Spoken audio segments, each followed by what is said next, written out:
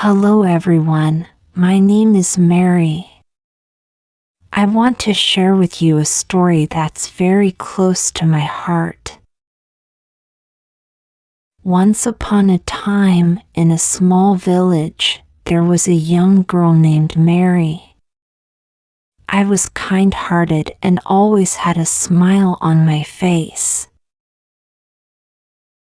I loved to read, sing, and spend time in the village garden where the flowers bloomed all year round. In the same village lived a boy named Paul. Paul was strong and gentle.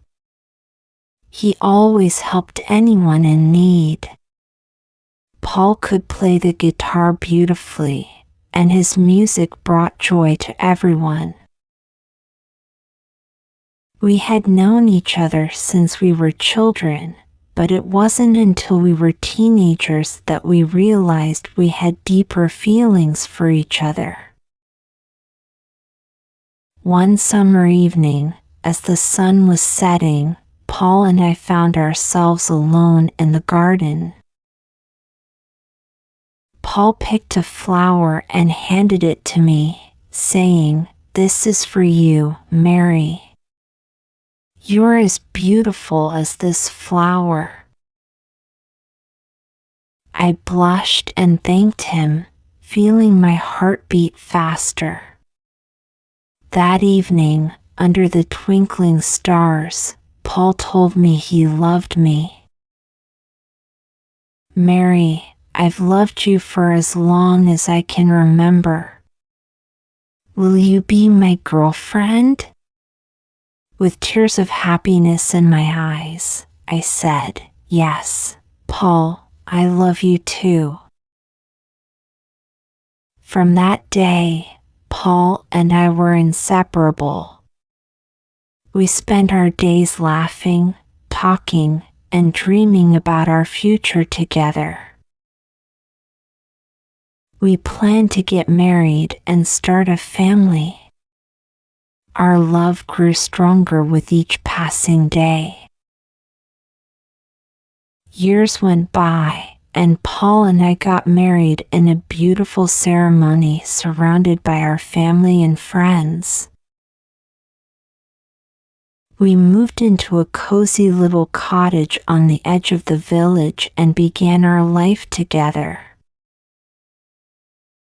I became a teacher, and Paul continued to play his guitar, enchanting everyone with his music. Life seemed perfect. But one day, Paul fell ill. It started with a slight cough, but soon it became clear that something was seriously wrong.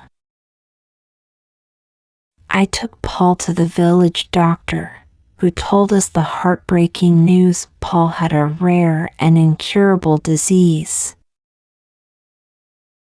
My world fell apart.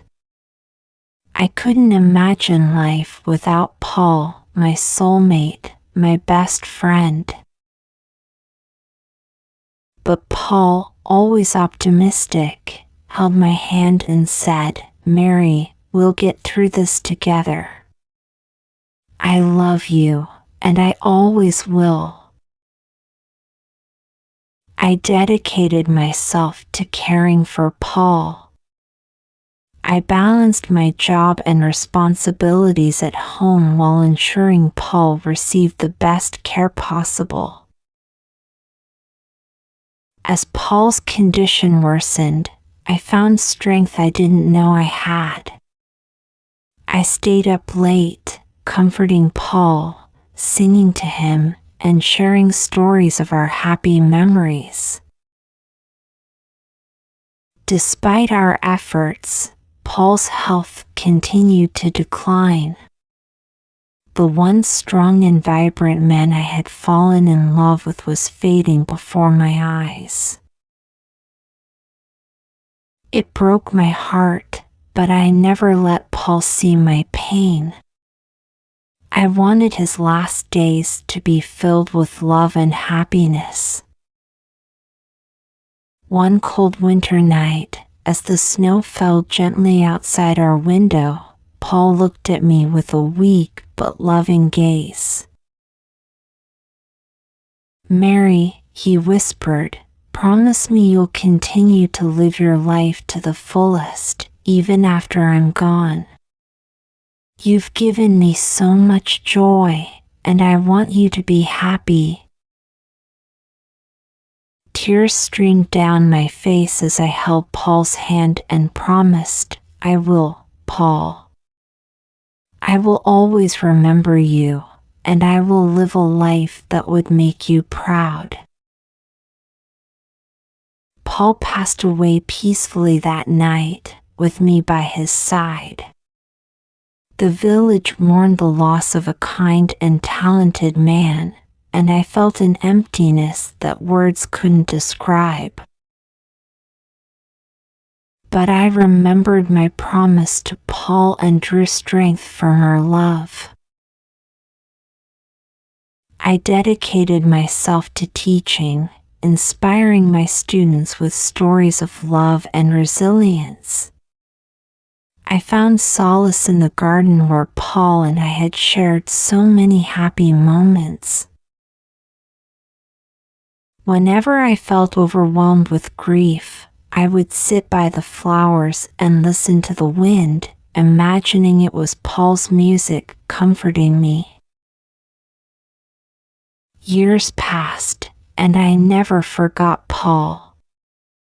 I honored his memory by living a life filled with love and kindness. I became a pillar of strength for my community, always there to offer a helping hand or a comforting word.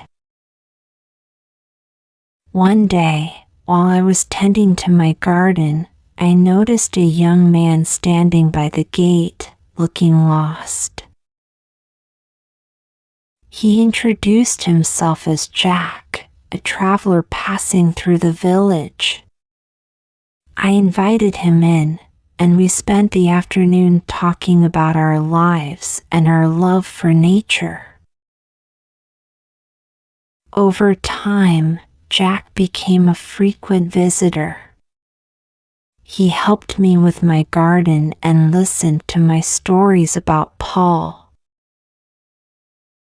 Jack's presence brought a sense of warmth and companionship that I had missed. We grew close, and I found myself smiling more often. One evening, as the sun set and painted the sky with hues of orange and pink, just like the night Paul had confessed his love, Jack took my hand. "Mary," he said softly, "I know you still love Paul, and I respect that. But I want you to know that I care for you deeply and would be honored to spend my life with you if you'll have me." I felt a surge of emotions. I remembered my promise to Paul, to live my life to the fullest. With tears of gratitude and happiness, I nodded. "Yes, Jack, I would love that." Jack and I got married in a simple ceremony, surrounded by our friends and family. We moved into the cottage where I had shared so many memories with Paul. Together, we built new memories, honoring the past while embracing the future. I continued to teach, and Jack supported me every step of the way. We found joy in the simple things, gardening, sharing stories, and cherishing each moment. I knew that Paul would have been happy for me, knowing that I had found love and happiness once again. This story of Paul, and now Jack, reminds us that life is a journey filled with unexpected twists and turns. But through it all, love remains a constant, guiding us and giving us the strength to carry on. Thank you for listening to my story. I hope it touched your heart and inspired you to cherish every moment with your loved ones.